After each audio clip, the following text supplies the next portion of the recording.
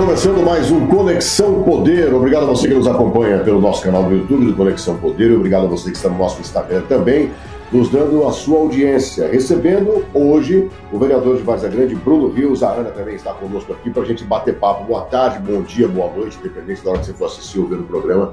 Agora é ao vivo, né? Mas depois fica gravado. Tudo bem? Tudo bem, seja sempre muito bem-vindo, Bruno. É muito bom falar sobre Várzea Grande, especialmente com você, que tem essa dedicação para o avanço do município. Fique muito à vontade aqui para a gente conversar da nossa Várzea Grande. Obrigado, Anderson. Obrigado, Ana, pelo convite. Para nós é uma satisfação estar aqui. Programa que a gente já acompanha, sempre observando belas entrevistas. Parabéns pelo trabalho, né? E a nossa ideia aqui é somar um pouco com a informação, auxiliando não somente a Várzea Grande, mas todo o estado. Você, além de vereador, tem um papel importante que de vice-presidente da Câmara de Vereadores de Várzea Grande. Então, isso te traz também autonomia e, ao mesmo tempo, uma cobrança maior, porque, de certa forma, representa seus pares. Nós temos uma Câmara unida, apesar da diferença de pensamento pela classe? Acredito que não. A Câmara hoje é um poder coletivo, né? Por ter diversos, né, ali vereadores que pensam de maneira diferente, e a gente não vê uma certa união em relação a algumas pautas, mas em relação à maioria das pautas que concerne ali a questão do interesse público, eu não tenho dúvida que está unida. Em relação, principalmente, por exemplo, saúde, água, entre outros aspectos que é da coletividade, a Câmara tem sim demonstrado união e também imparcialidade e independência do Poder Executivo. Bruno, pergunta que não quer calar. Sim. Disseram, falaram, a gente ouve um monte de discurso de que a lei para exigir o diploma curricular dos secretários de Várzea Grande diz que foi no apagar das luzes antes da saída da administração passada. Fato ou fake? Não, fato. Foi antes. Inclusive, quando eu faço o presente projeto, eu envio para a prefeita eleita, não empossada na época. Eu envio a Flávia, ela, na verdade, falou um excelente projeto, envio ao procurador, que hoje, né, é o procurador do município, também, assim, achou muito interessante o projeto, que é um projeto que ele visa simplesmente acabar com o cabide de emprego. Não é que acontece, assim, na sua grande maioria, mas, infelizmente, hoje havia secretários que, querendo ou não, era mera indicação politiqueira, que a pessoa não tinha qualquer capacidade, nem de experiência e nem formação acadêmica para estar ali no cargo. Estaria ali somente para receber o cargo, receber o salário. Então, a gente não quer mais secretários que não venham agregar os municípios. Então, acredito que o projeto vem sim de encontro com o seio da sociedade. Porque a cidade de Várzea Grande não é uma currutela. Já falamos de uma grande metrópole, que hoje nós temos pessoas ali qualificadas que possam gerir desde DAI até a Secretaria de Governo. Porque, infelizmente, a gente ainda vê algumas práticas que eram, ao meu ponto de vista, ruins para a gestão municipal. Nas gestões anteriores, existiam secretários desse jeito que você está falando aí? Sim, eu por várias vezes nominei aí o ex-presidente do DAI, porque eu mesmo não tinha formação acadêmica e nem experiência para gerir DAI. Porque eu lembro a experiência que ele tinha era no partido da MDB para balançar a bandeira. E essa sua, né, legislação, nessa sua lei, tensionou a sua relação com a prefeita, Flávia? Com certeza, até pelo fato que ali dizem, né, pelo menos que a gente vê pela imprensa, que houve a questão que saiu o secretário de Assuntos Estratégicos, também expôs. Eu tenho uma divergência em relação a essa fala que eu vim através da empresa, até porque eu mesmo não saio em virtude da minha lei, até porque eu mesmo também não tenho o currículo necessário para ser secretário de Assuntos Estratégicos. Mas assim, ele sai em virtude de uma decisão judicial que fala sobre o nepotismo, uma decisão da terceira vara de Fazenda. Bom, então não tem nada a ver com o caso de a prefeita já se sabendo nas entrelinhas lá, nos bastidores, e que o marido dela seria secretário. Não tem nada a ver com isso a lei. Não tem nada a ver com isso a lei. A lei visa simplesmente acabar com algumas indicações que a gente via de pessoas que não tinham formação, não tinham experiência para estar ali no cargo. E a gente queria, assim como o presidente Bolsonaro, que é hoje a principal pessoa ali do partido PL, e é a prefeita que também é do partido PL, eu que sou do PL, o Bolsonaro queria ministros com formação acadêmica que sabiam, técnicos. Eu acho nada mais justo do que secretários municipais técnicos. Então essa lei visa trazer coerência, né? Você não ouviu em nenhum momento, pô, Bruno, mas o presidente da República não tem nível superior, você quer que o secretário de Várzea Grande tenha? Você não ouviu muito isso, não? Várias vezes, mas ele não teve o meu voto, não. Esse presidente que aí se encontra não tem o meu voto. Então, assim, o presidente da República, ser o Lula hoje, e ele não ter formação acadêmica nesse sentido, aí é uma questão já de Congresso, né? Eu acredito numa reforma política em que as pessoas que devem ser votadas têm que ter o mínimo de formação para que possa fazer uma gestão pública. Eu tive a oportunidade de ir à China, juntamente com o governador do estado. Lá, o Partido Comunista, para você estar no Partido Comunista, você tem que ter no mínimo um mestrado. Ou seja, é fazer gestão por quem sabe fazer gestão, e não meros aventureiros. E na Câmara de hoje, quantos vereadores não têm essa formação que você exigiu dos secretários através da lei? Não sei ao certo, mas a maioria dos vereadores hoje tem formação. Lá nós temos de médico a ex-policiais, eu mesmo sou pós-graduado em gestão pública, sou advogado de formação, então eu observo que a maioria dos vereadores hoje buscaram sim uma formação para que está ali na Câmara. E Bruno, diante dessa troca, né, de secretários, a gente teve aí várias trocas de secretário, um até mesmo sendo convidado aí a Polícia Federal a esclarecer sobre fake news. O que você acha desses movimentos? Porque é indicado um nome, aí saem matérias questionando a atuação desse profissional, e aí vem a troca. Isso, de alguma maneira, impacta no trabalho, porque quando você tem uma ruptura, você tem que recomeçar. Qual que é a sua avaliação de tão pouco tempo, já tantas trocas aí, 6 trocas de secretário? Eu acho que foi mais de 10, né? A gente considerando secretário, adjunto e superintendente. Eu acho isso péssimo, né? Eu acredito que tem que ter uma avaliação mais criteriosa, um estudo de viabilidade acerca de um nome para secretariado. Assim, foi um dos motivos pelos quais eu trouxe essa presente lei. Porque quando você olha a experiência do secretário, você olha a formação e a confiabilidade, porque não adianta colocar a raposa para cuidar do galinheiro. Então a gente tem que trazer isso já de toda forma à tona, até porque nós estamos trabalhando com bem público. Quando a gente fala de uma Secretaria de Saúde, nós estamos falando de vidas, UTI, pessoas que precisam de cirurgias, emergência lá. Quando a gente fala de Secretaria de Educação, a gente está falando do futuro das nossas crianças. Então é algo muito sério. Então, que não pode ficar nas mãos daqueles que não têm a capacidade de fazer a gestão da presente pasta. Então, é importantíssimo uma avaliação criteriosa para a nomeação do secretário. Infelizmente, a gente observa que alguns pontos ficou a desejar. Em relação à água, Várzea Grande é uma cidade que tem aí no seu histórico a dificuldade com a água, e você já tem aí um movimento junto ao Ministério Público para a gente encarar essa situação. Nós, acompanhando as matérias, acompanhando as denúncias, né, as percepções da população, se tem a impressão que piorou. Mas, na sua opinião, piorou, melhorou, está no caminho? Eu acredito que piorou. Até pelo fato que eu tenho recebido diversas denúncias que locais, por exemplo, no centro, entre outras regiões isoladas, não haviam falta d'água. Eram situações assim isoladas, já estavam em situações isoladas, que devido ao número de etas que foi acrescentado, faltava organizar a questão da redistribuição. Aconteceu que começou o mandato. Aí, sabotagem.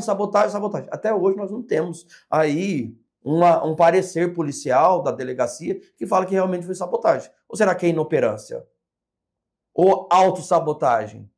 Aí a gente observa um presidente que não responde a uma ligação, não responde, quer impor uma situação administrativa e não liderar os seus funcionários para que todos juntos entendam a necessidade de tudo. Então a gente observa uma situação de pessoas perdidas em relação a fazer uma gestão do Departamento de Água e Esgoto. Eu, por exemplo, na data de hoje, protocolei ao Ministério Público, ali na pessoa do seu presidente, Rodrigo, considerando inúmeras situações que a Várzea Grande não tem condições de gerir o Departamento de Água e Esgoto. A mesma prefeita declara em recente entrevista que falta pessoas, falta dinheiro, ou seja, ela não tem condições hoje de nomear uma pessoa porque falta. Ela não tem condições de fazer um investimento porque falta. A mesma faz a presente declaração. Então eu faço um pedido ao então Procurador-Geral de Justiça, Dr. Rodrigo, para que abra um procedimento para aí a gente buscar aí uma intervenção, assim como foi feito na saúde de Cuiabá, até porque estava uma calamidade, pessoas morrendo, a mesma coisa está acontecendo. Crianças estão deixando de ir à escola, pessoas estão sofrendo com a questão de falta da água. O que mais deixa a gente indignado é que a maioria dos pedidos são pessoas que falaram assim, eu estou com a minha mãe doente, vereador. Eu estou com 3 filhos e eu não tenho condições. E aí você não tem um telefone lá. Então, nada mais do que justo, passe ao governador que tem recurso. Até eu, salvo engano, o governador é engenheiro. Então, ele vai poder tratar esse assunto de igual para igual. É diferente de eu, que sou advogado, a prefeita que é advogado, eu falar sobre gestão de departamento de área de esgoto. A minha formação é jurídica e não engenharia. Você já levou essa discussão para ela? Porque assim, você é do PL, ela é do PL, o vice é do PL, vocês todos formam, né, formam esse partido, né, fazem parte desse partido. Houve um diálogo anterior, antes dessa busca pelo Ministério Público, ou isso também vai tensionar ainda mais essa relação? Na verdade, eu já estive falando com alguns colegas do partido, né, infelizmente, eu tenho uma dificuldade de estar conversando com a hora prefeita, até pelo fato que eu tenho uma dificuldade no sentido que não há problema que ela não saiba a solução. Então, infelizmente, eu preciso da prática.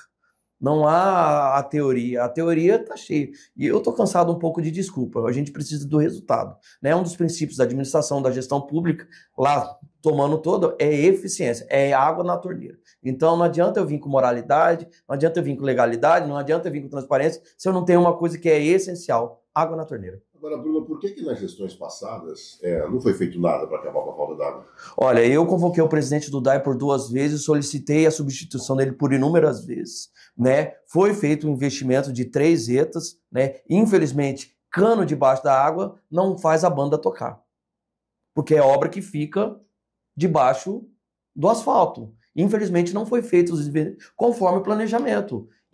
O que acontece? Ao meu ponto de vista, poderia ter tirado uma ETA, ter investido melhor na redistribuição e ter feito um planejamento correto. Hoje nós estamos vendo aí uma ETA do Cristo Rei que não faz o devido tratamento, por exemplo, nessa época do ano, que é uma água mais turva. E lá, como são filtros, ela, em pouco tempo, ela já trava. Não tinha como ter sido fiscalizado isso antes da ETA? Nós solicitamos, mas quando entramos no mandato, já estava praticamente construída. Então, assim, diante ao meu mandato que eu posso prestar conta, não há tempo hábil para mim ter questionado o presidente, até porque essa ETA do Cristo Rei, ela, salvo engano, já tem 5 anos, e eu estou agora inteirando 5 anos. Questão de chuva, nós tivemos uma chuva muito intensa agora nesses últimos dias, e Várzea Grande sofreu também por questão de enchente, né, nas casas, a gente acompanhou aí. Isso também é fruto de uma dificuldade da coleta de lixo? Como que está a questão da coleta do lixo? Você que que transita em Várzea Grande, acompanha esses problemas que também são sociais, a defesa civil em relação à enchente. O bueiro, a boca de lobo, estão limpas para receber esse volume de água? Como que está, Bruno? Olha, sem sombra de dúvida, né? Inclusive hoje foi dia de sessão nessa terça-feira, eu pontuei isso, até porque dentro dos meus 5 anos, praticamente 5 anos de vida pública, eu não tinha visto o alagamento e pessoas saindo da sua casa de Várzea Grande por virtude de alagamento. Eu não tinha visto isso antes. É a primeira vez que eu deparo com essa realidade e, sem sombra de dúvida, em virtude da mal coleta de lixo. Hoje a gente observa que a cidade de Várzea Grande não tem um catatreco. Aí fala, mas o povo é porco. Mas peraí, nós temos chikungunya. Chikungunya é o quê? A gente tem que tirar os objetos do fundo do nosso quintal porque ele acumula água. Aí tira aquele objeto. A gente vai colocar onde? Na frente da casa vai só antecipar. Aí a pessoa faz um descarte irregular em terreno baldio tentando afastar um mal ali eminente. E aí acontece. Ou seja, a gente vê uma má administração, até nós pedimos ao secretário Lucas que notificasse a empresa local, que até o presente momento tem feito um serviço precário. O prefeito Abílio, em Cuiabá, mesmo denunciou a presente empresa.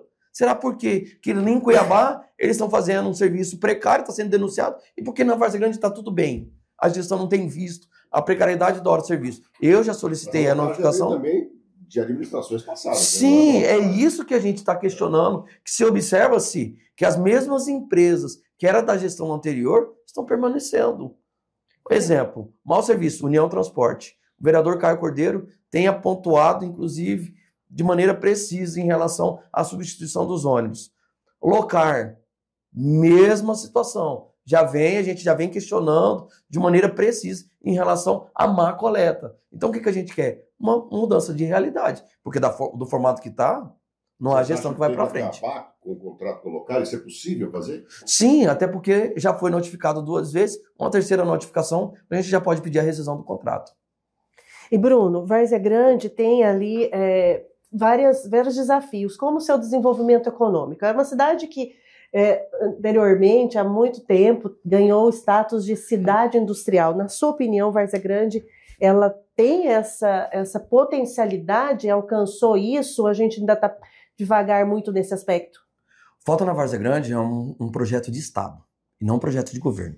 A gente observa os gestores de 4 em 4 anos, cada um buscando a tua marca, mas não olhando a Várzea Grande de 20, de 30 anos. Hoje a gente observa, igual eu já tinha comentado, eu estive em Caruaru, Pernambuco, no Agreste, aonde lá é um polo de confecção têxtil. Nós temos aqui, em Várzea Grande, 100 quilômetros já de fiação, aqui em Campo Verde. Por que a gente não pega o fio, produz o tecido, e em vez de exportar, de mandar o algodão, por que a gente não manda roupa?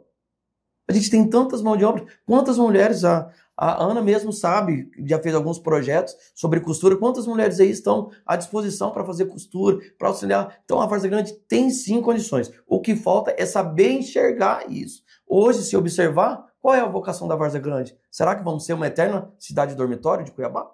Então a gente precisa aí de um plano de Estado, trazer o governo de Estado, trazer o Tribunal de Contas, Tribunal de Justiça, ampliar a discussão e falou, vamos dar serviço para essa gente? Então é isso que a gente precisa. Agora, é possível, você acha que quem exporta, quem importa aqui do Brasil, você acha que vai querer o produto já pronto, o tecido pronto?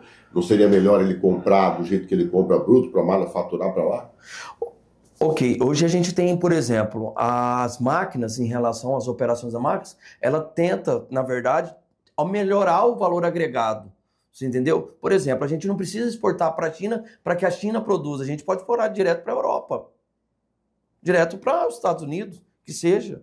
Então a gente pode, na verdade, inverter a exportação. Em vez da gente fazer um triângulo, por que a gente não exporta direto? Porque mandamos para a China o algodão, o fio, e a China manda para o resto do mundo. Porque em vez da China, que tem uma mão de obra barata, a gente não trabalhar isso no incentivo, produzir isso, valor agregado, é melhor um valor agregado de um pouco do que nada de muito.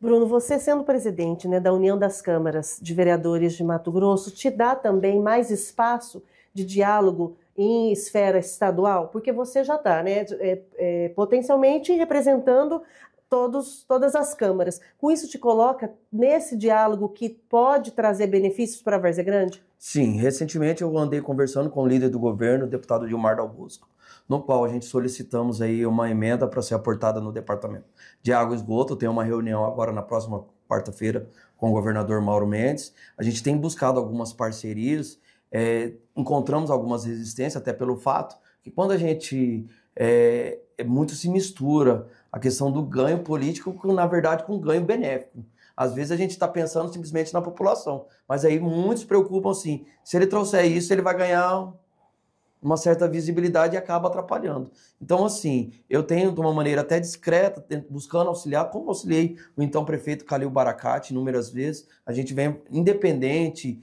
de pensamento de lados diferentes, porque a gente tem que pensar principalmente no povo. Então eu tenho feito um trabalho sim, em relação a aproveitando dessa oportunidade que eu tenho, dessa proximidade com a Assembleia Legislativa, com o governo do Estado, para que a gente possa auxiliar sim o nosso município. A gente verifica em algumas câmaras, acompanhando pelas notícias, a dificuldade de diálogo pela polarização, pelos pensamentos conflituosos, muitas vezes chegando às vias de fato. Você, como presidente da União das Câmaras, também se sente nessa obrigação, dessa orientação de alerta, porque se na Câmara não é possível o diálogo, muitas vezes a gente acompanha na tribuna vereadores se pautando por palavras impublicáveis, trocaram socos. Então isso é muito sério. E aquela questão também, o que se fala na tribuna, muitas vezes se atribui a outro crimes. Sim. E aí, porque falou na tribuna, eu tô ali, tô isento de qualquer responsabilidade. Até que ponto o vereador também é preciso fazer essa autorreflexão? Inclusive, nós estamos solicitando ao Tribunal de Contas, estamos conversando com o presidente Sérgio Ricardo, um encontro com os vereadores justamente para trazer ali para eles formatos, não só da questão da oratória, mas formatos não só como fiscalizar e legislar. Alguns vereadores ainda têm uma dificuldade em relação a isso, porque nós não temos ainda uma reforma política. Ainda temos vereadores em certos municípios que, querendo ou não, é o João da padaria, é o fulano, é a dona, pessoas que não têm essa habilidade. Então, não só essa legislatura, mas a legislatura anterior teve até saque de arma. Então, a gente tem se espantado muito com as atribuições. Por exemplo, nesse dia de hoje, houve uma operação ali na Câmara de Cuiabá. Eu tenho falado com a presidente, falou, a Câmara de Cuiabá hoje é o espelho para as demais, então vocês têm que buscar ter uma certa cautela, porque eles veem ali algumas situações e acabam levando isso adiante. Então a gente precisa ir organizar, principalmente a situação de decoro. Nós enfrentamos aí a questão política contra a mulher. Eu fui o primeiro presidente que fez o encontro das vereadoras, ali passada uma situação da vereadora, então Mileide, o atual vice-presidente lá na União das Câmaras, no qual ela teve ali uma situação de violência política, no qual a gente trabalhou. Então a gente tem enfrentado alguns problemas de maneira pontual. E isso impacta também na opinião pública em relação aos vereadores, né? Porque perde-se a credibilidade e há uma tendência a generalizar. Sim.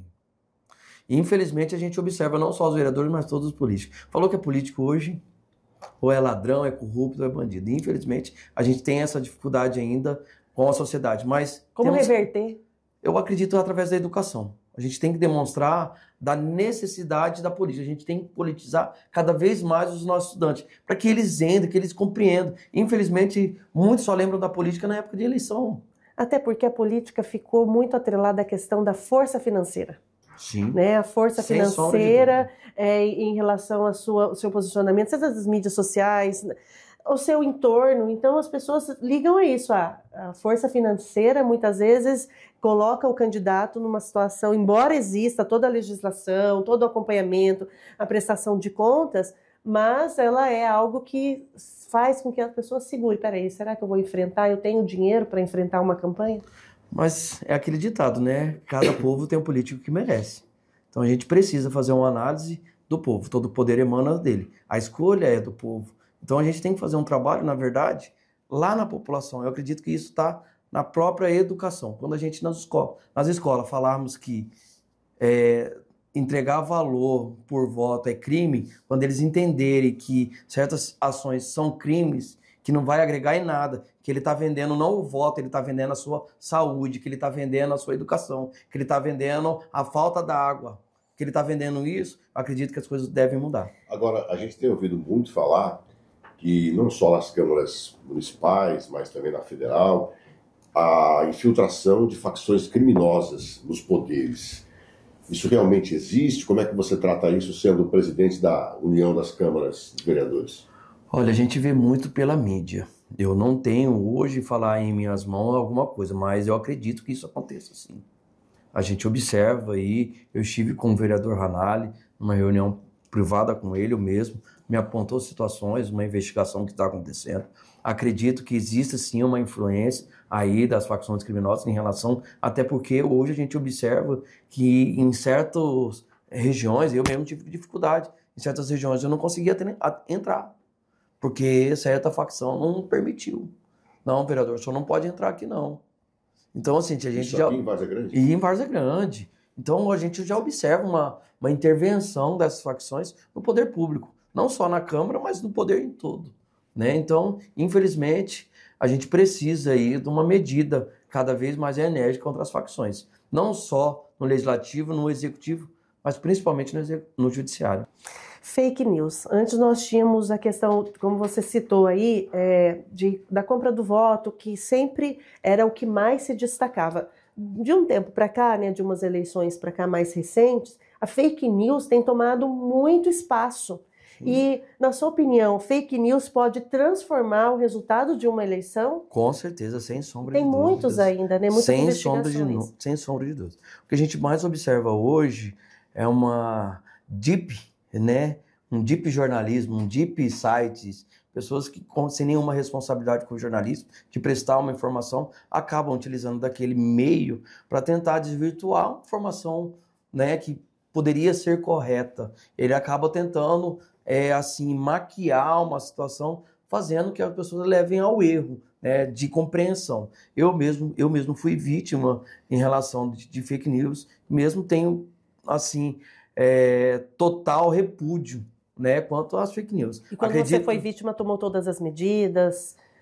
Na verdade, o que eu fiz? Eu fiz uma lei. Eu tive uma situação de um secretário no qual eu denunciei uma falta de medicamentos e o secretário falou que eu estava fazendo fake news. Ou seja, ele fez uma fake news alegando fake news. Só que como eu era um vereador e ele um secretário, então ele falou que eu estava fazendo fake news. Então eu fiz uma lei chamada de transparência do estoque de medicamentos, no qual eu fiz até um mandado de segurança para que a lei seja cumprida e demonstrei que estava faltando. Por falar em fake news, a prefeita de Várzea Grande enfrenta um processo desse na justiça. Em que pé está isso? Como é que a Câmara de lá está recebendo isso? O processo está em segredo de justiça.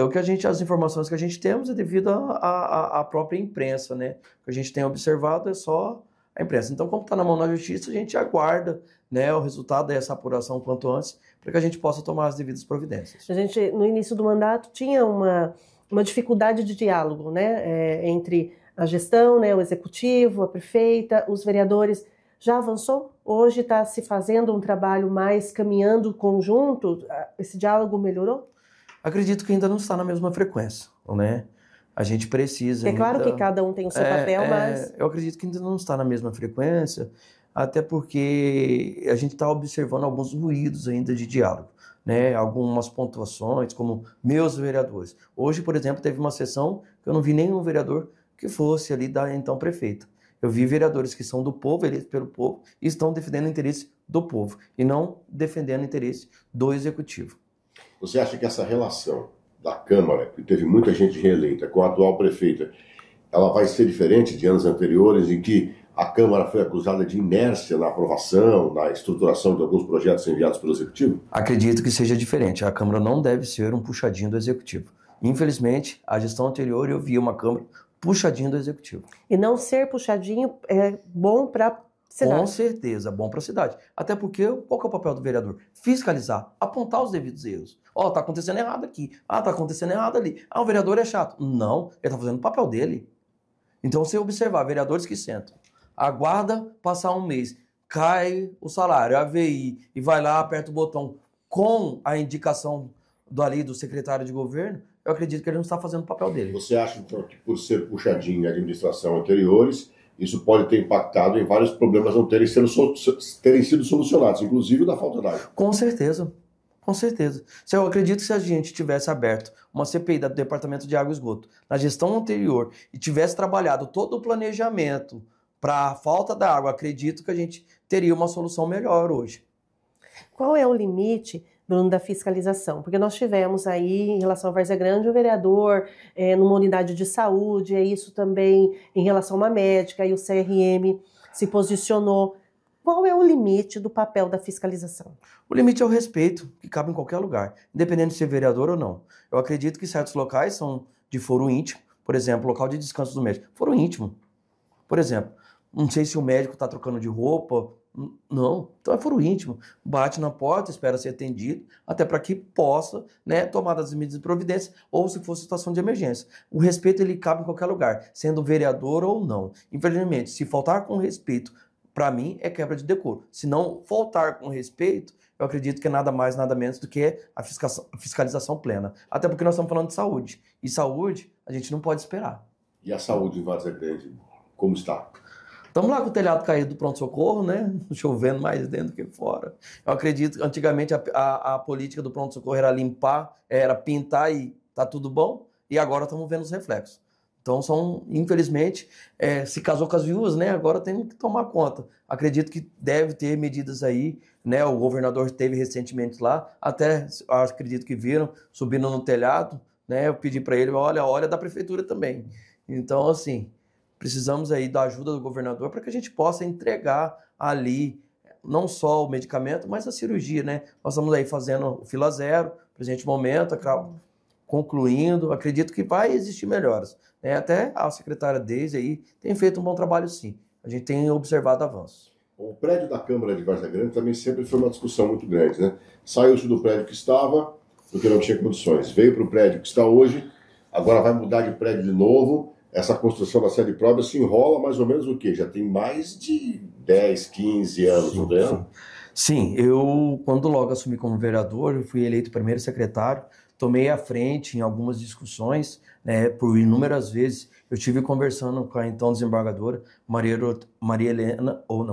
Erotides, também falei com a doutora Maria Helena Povas, na época presidente, para que o prédio ali do fórum seja transmitido à Câmara, mas eu observei algumas dificuldades, né, não obtive êxito.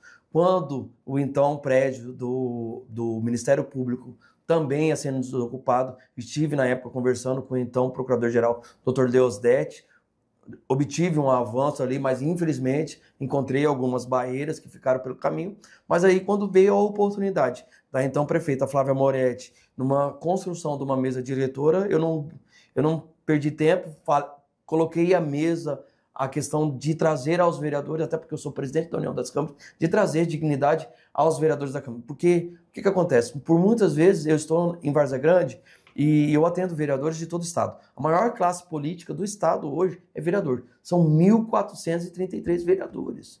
Então, eu chego a vereador na capital e eu não tenho condições de deslocar até o Semate. Então, em Várzea Grande eu não tinha condições de atender. Hoje não. Com o prédio novo que eu coloquei em pauta e o presidente Vanderlei precisamente deu força nisso, a Flávia, no presente momento, também atendeu, mas acabamos que, então, na época do Calil, então o Calil faz essa cedência, a Flávia volta, a gente briga novamente até que conseguimos, graças a Deus, ali a cedência do antigo prédio do fórum, para que a gente possa, não só, porque quando a gente fala de Câmara, a gente fala da casa do povo. Então, para que o povo tenha a dignidade de ser melhor atendido ali pelos vereadores. Acompanhar as sessões, né? Porque tudo ali é aberto, é veiculado pelo YouTube, então tem essa preocupação com a transparência e com a participação, até para garantir até mais acessibilidade, né? Um novo prédio. Com certeza, né? Nós estávamos ali, desculpe o termo até que eu vou utilizar, um verdadeiro puleiro, né? Infelizmente... Pagava o aluguel, né? E salgado, hein? Quanto e vai cerca de 70 mil. Por mês. Sim, só que a gente não tinha discricionalidade, né? De colocar isso em pauta. Os presidentes, infelizmente, acabavam que não tinham interesse. Então, infelizmente, esse é o legado que eles deixam. Acredito que o próximo presidente, aí agora o Vanderlei, vai mudar essa história e a gente deve aí, em breve, inaugurar aí uma nova Câmara ao lado da Prefeitura, com mais condições, com estacionamento, com melhores condições para que o povo seja melhor atendido. Até porque a pessoa vai ali na prefeitura, já se sente com a necessidade de falar com o vereador para pedir uma fiscalização, já fica ali já vai na secretaria, então, já tá muito mais vai próximo. Agilizar. Sim. Bruno, também em relação, voltando à questão do DAI, caminhão-pipa. Muito se falou em relação a caminhão-pipa em Várzea Grande. Então, com essa falta d'água, isso acaba que incrementa, né, essa busca pelo caminhão-pipa. Por outro lado, levanta-se também uma suspeita. Qual a sua avaliação nesse sentido? Olha, isso aí a gente observa até nos grandes documentários que falam do Nordeste, do interesse pela manutenção. Nós temos denunciado isso por constante vez, mas infelizmente, como se eu posso dizer, é um mal necessário, porque não tem água na casa da pessoa, porque a rede de distribuição está velha, antiquada, o que a gente tem que fazer? Arrumar um caminhão-pipa. Mas nós temos observado. Já sabem quem são os donos dela? Então, nós fizemos alguns requerimentos, né? Até porque, na verdade, hoje mesmo o vereador Cleiton Nassardenguer apontou que estão 3 empresas. Nós fizemos uma convocação do atual gestor do departamento de água e esgoto e estamos aguardando ele vir à Câmara para que a gente possa fazer um esclarecimento melhor à sociedade. Resolvendo a questão da água, a gente elimina da população esse gasto, né? Com certeza, economia. Tem um assunto muito pontual, mas que atinge a muita gente, porque Várzea Grande tem um aeroporto. Tem uma zona de embarque e desembarque. Muita gente chega de vários lugares do país para cá e precisa de transporte público. E há uma confusão lá entre motoristas de aplicativo, ele até sorriu que ele já até sabe, motoristas de aplicativo, motoristas de táxi, muitas vezes saem um tapa lá no aeroporto de Várzea Grande. Um problema que já se arrasta. A Câmara não tem como fazer alguma coisa para tentar resolver isso? Eu fiz uma denúncia, inclusive eu fiz um vídeo, né? Eu peguei uma charrete e fui de charrete no aeroporto, né? Ali eu fiz um protesto pacífico, coloquei alguns Power Rangers na época, fazendo uma alusão aos fiscais, aos amarelinhos, que estavam fazendo ali 3 horas da manhã, amarelinho trabalhando no aeroporto. Nenhuma cidade né? Então chega a ser vergonhoso, né? A gente vê a população de Cuiabá atravessando a ponte para ir no aeroporto e a população de Várzea Grande atravessando a ponte para ir na rodoviária.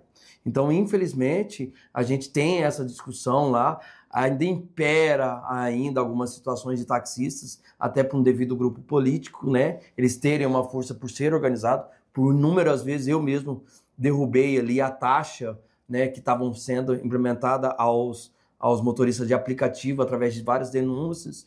Então a gente tem feito isso. Quando a gente vai a Brasília, ali no aeroporto Juscelino Kubitschek, a gente vê que tem um ponto específico para os motoristas de aplicativos. E por que na Várzea Grande não tem?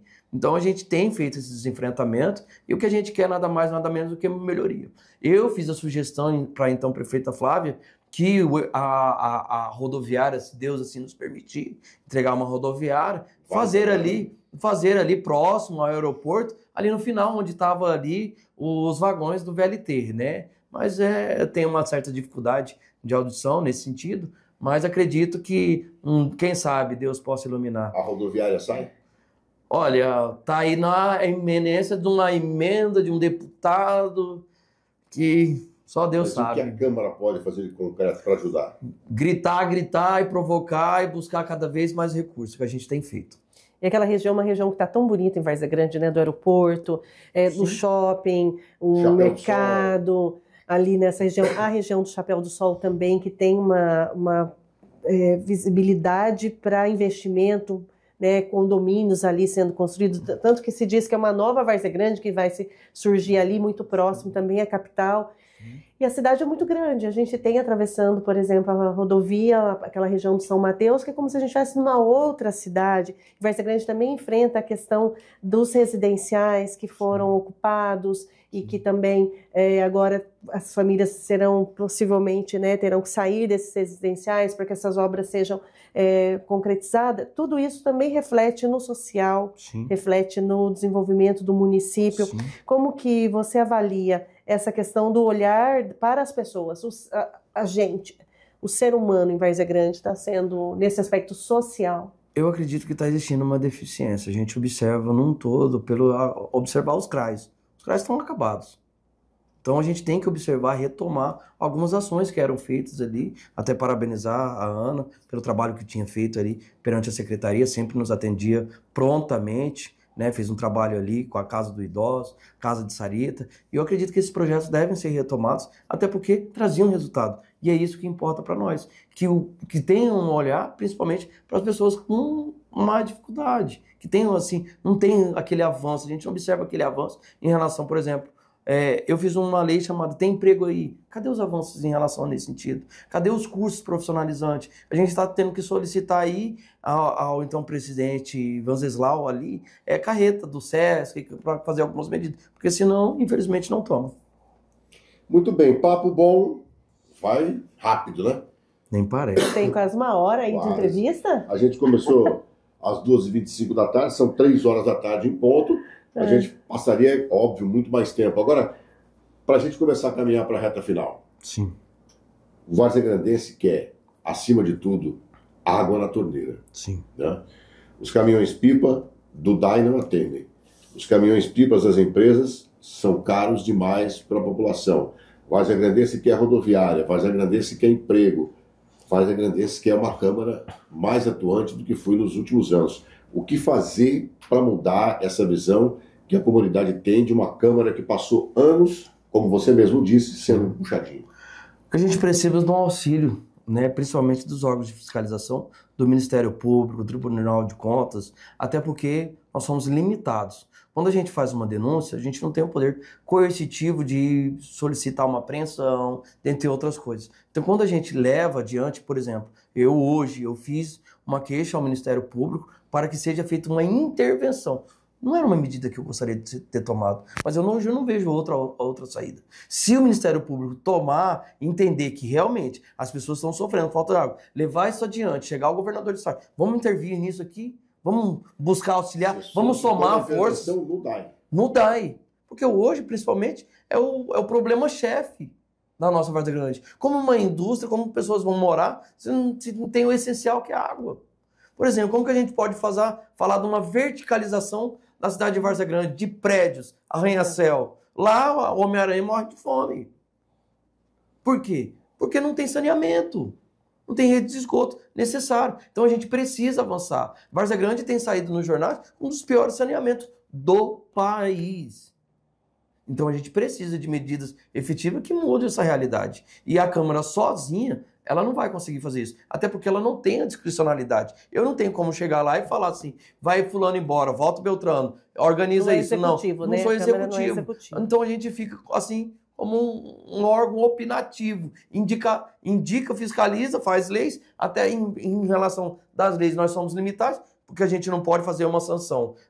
Uma sanção na forma de punir. A gente não pode demandar uma lei que traga ônus ao município. Então, até nisso nós somos limitados. Então, com o auxílio do Ministério Público, a intervenção do Judiciário, eu acredito que a Câmara pode sim ser protagonista de uma transformação da nossa realidade em Várzea Grande. Bruno, você é vereador, né, de segundo mandato, né? Sim.